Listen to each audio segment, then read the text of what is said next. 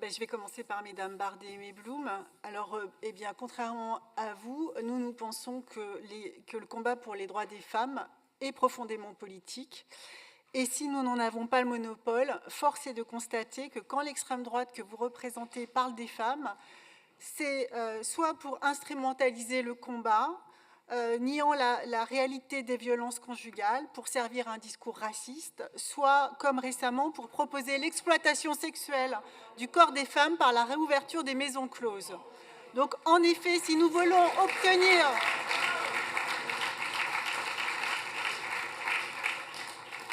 Donc, en effet, si nous voulons obtenir l'égalité réelle, non seulement nous n'attendrons pas un coup de baguette magique, comme l'a dit Madame Bardet, mais en tout cas, nous n'attendrons pas votre soutien et nous nous en passerons.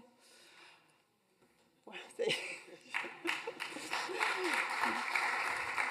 Madame Essayan, avant de vous répondre sur la question de la formation dans les IFSI, eh bien, vous me permettrez de remercier Holding Kadar, notre chargée de mission qui assure la tâche de porter les enjeux de l'égalité femmes-hommes dans la collectivité, qui rédige chaque année ce rapport et qui accompagne les services pour la mise en œuvre des actions en faveur de l'égalité entre les femmes. Et je salue son travail, je la remercie sincèrement. Vous avez mis en cause son travail, je voulais le souligner.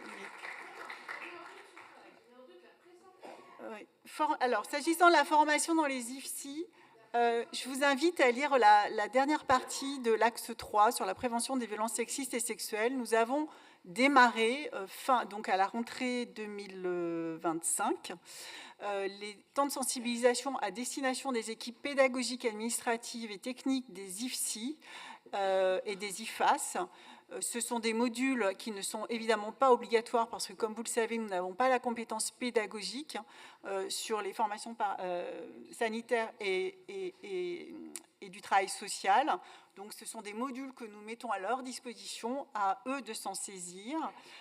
Donc, nous avons démarré à la rentrée pour les équipes des instituts de formation. Et les modules démarrent dès janvier pour les élèves en première année en soins infirmiers sur l'ensemble du territoire régional et les élèves apprenants aides-soignants. Pour le reste de vos questions, Catherine Guay vous a apporté des réponses. Je voulais répondre également à M. Angenot et aux remarques dont il s'est fait le relais et qui étaient portées par Constance de Pellichy.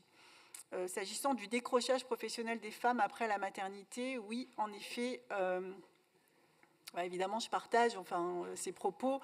On sait que les écarts de salaire interviennent après l'arrivée du premier enfant, mais on sait aussi que les femmes continuent d'assurer 70% des tâches domestiques et parentales et que l'écart se creuse pour ces raisons-là, d'où la nécessité d'un congé deuxième parent. Je ne parle pas du congé parental qui a été voté récemment.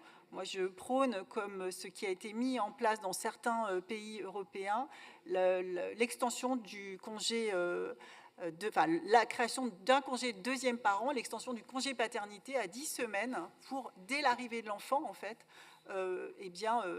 assurer, garantir un partage équitable des tâches domestiques et parentales.